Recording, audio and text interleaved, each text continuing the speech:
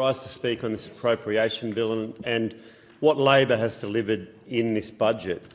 The reality is that for the people of Petrie, there's very little in this budget that the government can be proud of. This government in the last 2 years has seen people's cost of living and their finances just fall through the floor, with rents up, mortgages up, homelessness up. The government crows about tax cuts, but the reality is what they've done with tax cuts is basically legislate bracket creep for literally 1 million Australians around the country. They would not be doing anything on income tax cuts if it wasn't for the former coalition government delivering stage 1 tax cuts, delivering stage 2 tax cuts and legislating stage 3 tax cuts. The legislation that they changed that the Prime Minister, Anthony Albanese Prime Minister, promised not to change, he's then gone about and broken his word and changed it. What he's done is inserted the 37% tax rate back into legislation. The coalition had absolutely killed bracket creep by making and legislating 30 cents in the dollar from $45,000 to $200,000. And the Prime Minister said he wouldn't change that, my word is my bond. He has changed it. He's now put in the 37% tax rate from $135,000. That's clearly a broken promise, and that's just one. He's done the same on superannuation. He's done the same on electricity bills. I mean, throwing $300 around, some sort of one-year one-off payment of $300, when most bills have gone up by $1,000 around Australia in the last 2 years, is an absolute joke. And it also shows in Queensland, the state Labor government, as the member next to me would know, at least promised $1,000.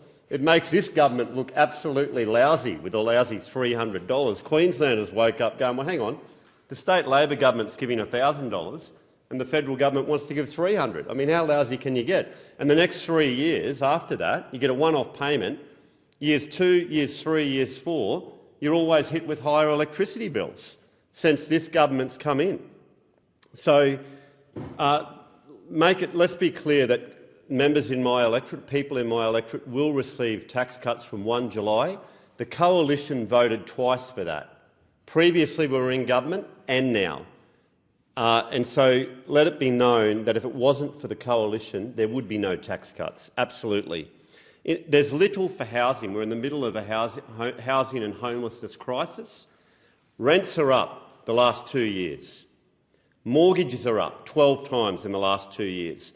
Homelessness is through the roof after the coalition government in the last census lowered rough sleeping around the country. Now, there isn't a place in this country that you can go to now where you won't see more tents, more people sleeping in cars, more people sleeping in swags since the Albanese Labor government was elected. And if they don't get their act together by 2026, if they're still in government, homelessness will be through the roof, and it rests squarely with Labor and the Greens party in the Senate. There's no one else to blame. You've got Labor in federally, you've got Labor in every state on the mainland. There's no one else to blame. And the reality is that I do welcome the Commonwealth rent assistance increase by the government, but I would say that rents have increased higher in the last 2 years than what the Commonwealth rent assistance payment is to those people on welfare. I'd also say in my own electorate that there is there's pretty well nothing for infrastructure that wasn't promised under the previous coalition government. You'll have Queensland senators from the Labor Party quick to open the projects that we announced, but there's no new money.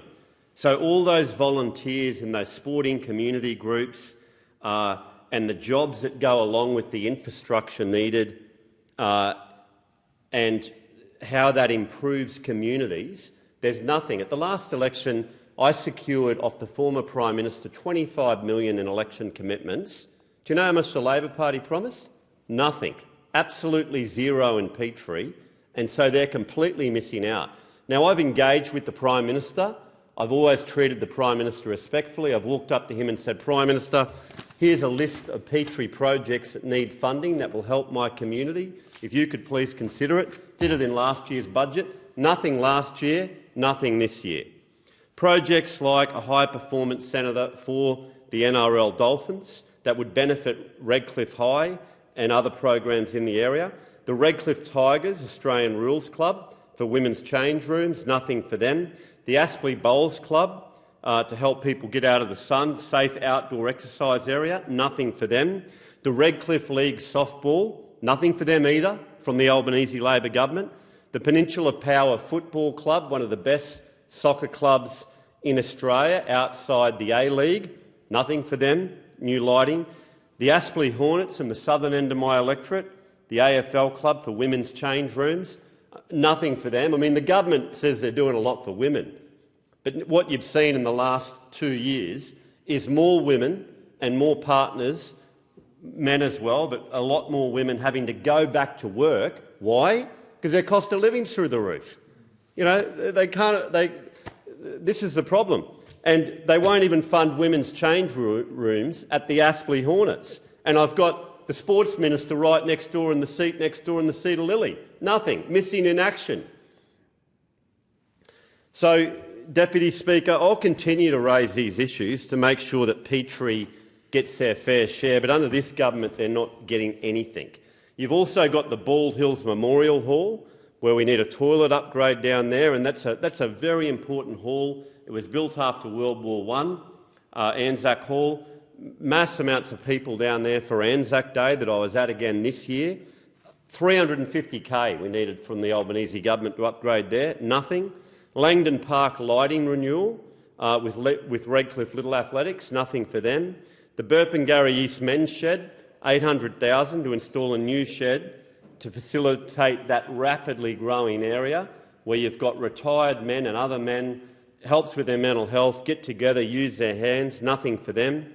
The Singh Saba Brisbane Community Centre there, $5 million was needed there. Now, this is an area down in Tygum on the border of my electorate where people meet 7 days a week from dusk to dawn down there. The community needs some new facilities there. There was nothing for them either. And the list goes on. Now, let me talk a bit about roads. I spoke about roads yesterday as well.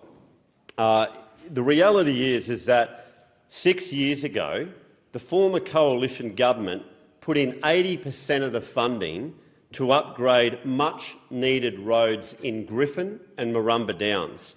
So the people of Griffin in my electorate will know that when we get heavy floods or heavy rain in Queensland, we've had a lot since Christmas 2023, Dolly's Rocks Road completely floods. Now, the former coalition government, the Liberal National government, was able to invest with the Moreton Bay Council to upgrade Henry Road, but a lot more needs to be done on Dolly's Rocks Road, and the Albanese Labor government has delivered nothing there.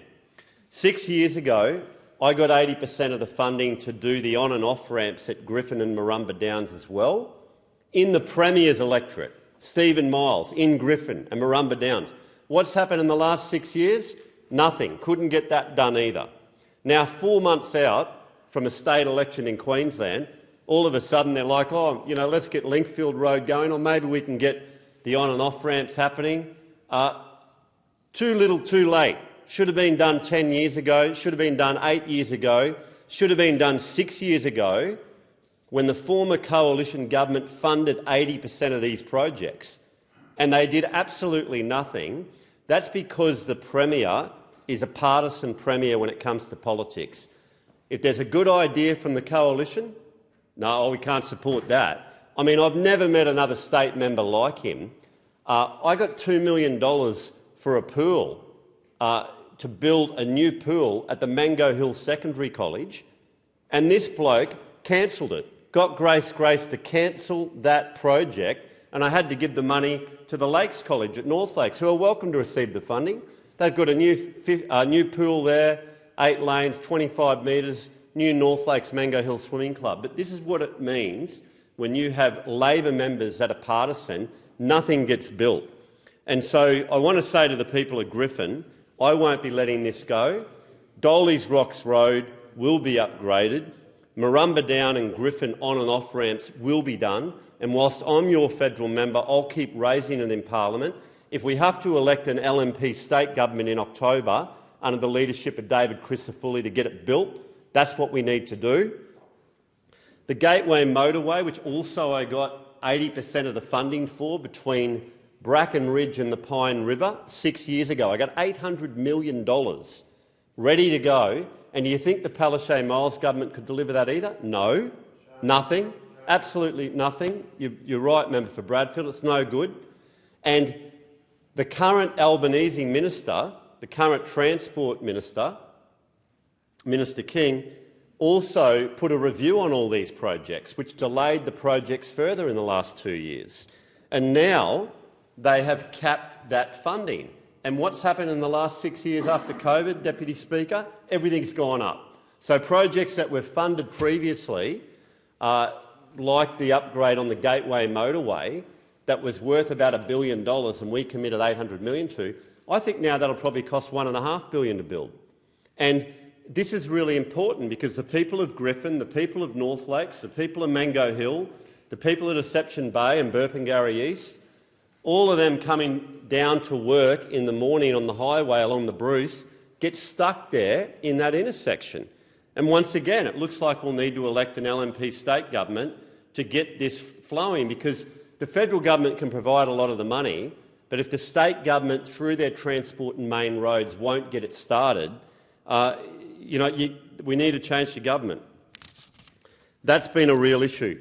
Just in this budget too, there is no new funding for psychologists to make sure that the Medicare subsidised mental health treatment plan got restored from 10 visits back up to 20.